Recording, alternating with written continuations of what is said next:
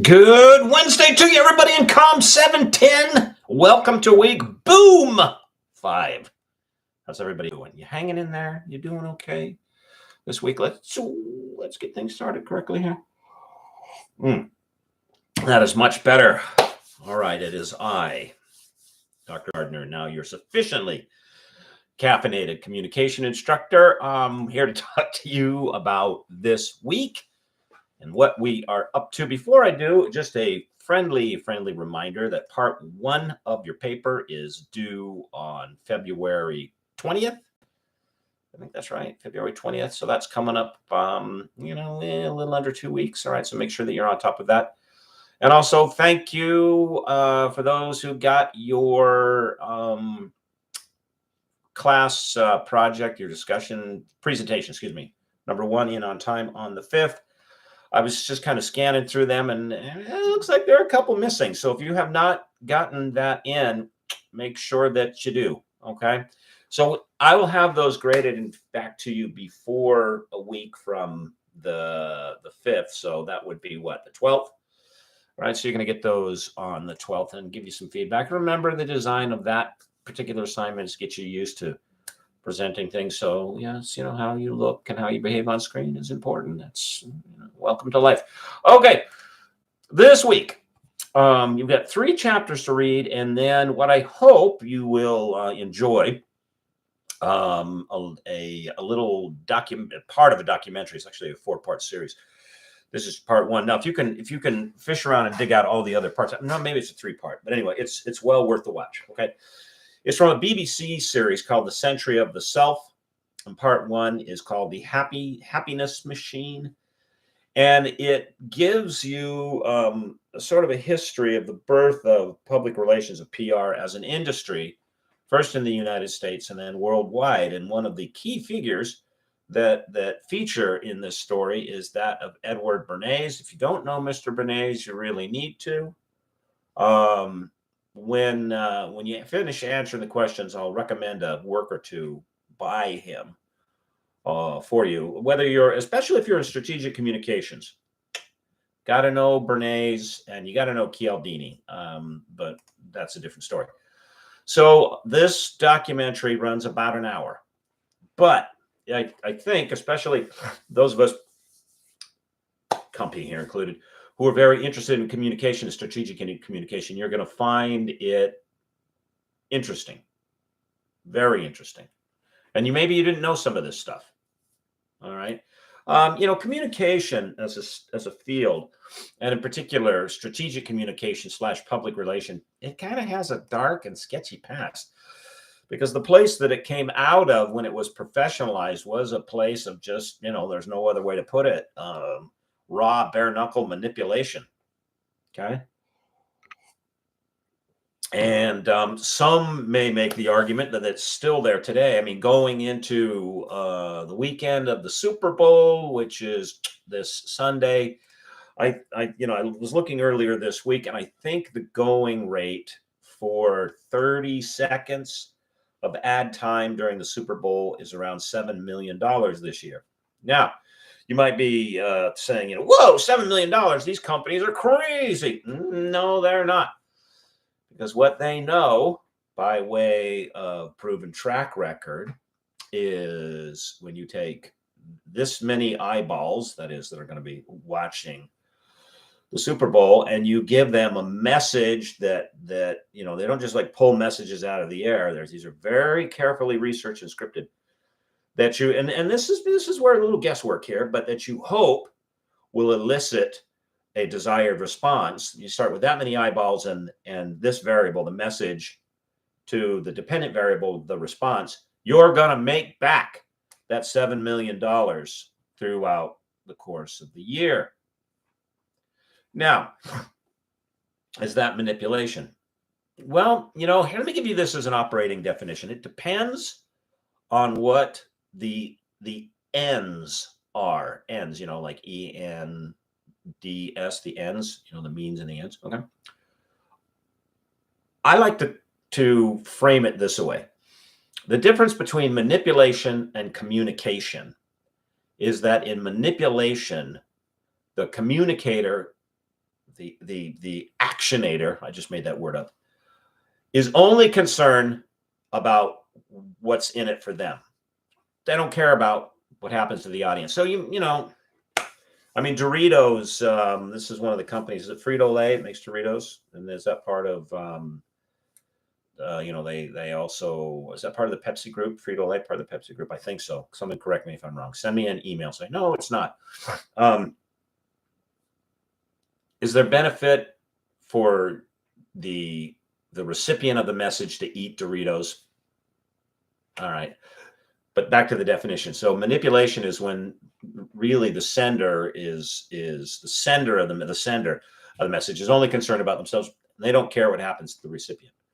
Communication, which is what we're up to, and what you should be up to always as professionals and strategic communicators, that whatever the, my allergies are killing me, so if I sound a little, you know, it's because I am. Whatever the message, whatever the job is, whatever the requirement is, that you should be as concerned about the welfare of the recipient of the message as you are about yourself, of your or your organization. Okay, you might, you know, an analogy I like to use, the way to look at it, you might look at it like this: the difference between manipulation and communication is the difference between a mugger and a surgeon. Both are going to stab you with something sharp, cut you open, and take your money. All right.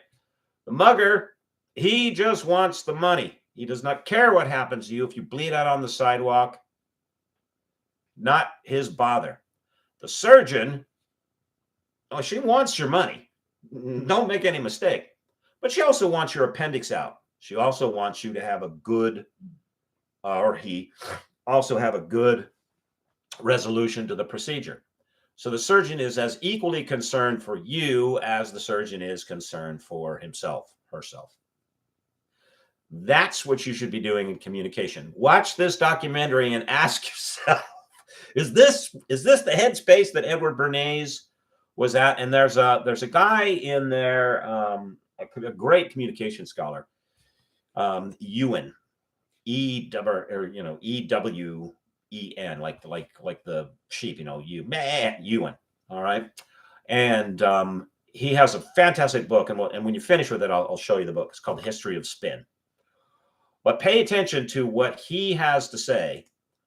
In fact, that's one of the questions is, what does he mean when he says da da da da da? You'll see him in the documentary. Okay, so watch the documentary, and then question number one in the discussion is going to ask you about that. Question number two is going to ask you about what you see in the documentary, and then questions number 3 and 4 will go back to the readings in Golan, concerning which we are almost done. Okay, and again, in this context, I'm going to have you take a look at literature review. Okay, and again, whenever you pick up a source, immediately start. If a source has a good, what I look for, like, bam, straight away, man, I look for a good abstract, and then I go immediately to the hypotheses and or research questions. And the first thing I look for is, do they actually amount to anything, or do they just beg the obvious? It's like ho hum. Do we really need to be hearing this? I hypothesize that the dog barks. Like snooze. Okay. Abstract, hypotheses. Then I check their methodology, and if it's like this is all checking out, then I get into the literature review. For your sake, an article's literature review and or their works cited can be one of the best places that you to go instantly to build out works on that subject. If you're having a hard time finding works on a subject that you're researching, and you go, oh, okay, finally one that's sort of in the area that I'm looking for, get into their literature review, get into their works cited, right? So be critical about what it is that you read by way of sources when it is that you read them. All right. And then finally, we're going to start, I'm going to have you shift back to this issue of international public relations. And we're going to ask the big question. We're going to shift back into, sort of the international sphere. Should there be an international code of public relations? Is there an international code of public relations? Now, I can tell you, working as a photographer, and I wasn't working in PR per se, but I was working, in public relations because I was taking images that I was producing for international organizations that they were using to do their work. And there were ethical codes ascribed to photographers, and I belonged to a couple of international organizations. Did I have those codes of ethics memorized? Yeah, sure. Of all the things I had to take care of before I went on a trip, I used to carry all kinds of gear. I was like, oh my goodness, where's my ethics card? Yeah. Okay. And did I have organizations say, that's a pretty good shot, but I just don't know if it's ethical. No, in fact, tell you a quick story.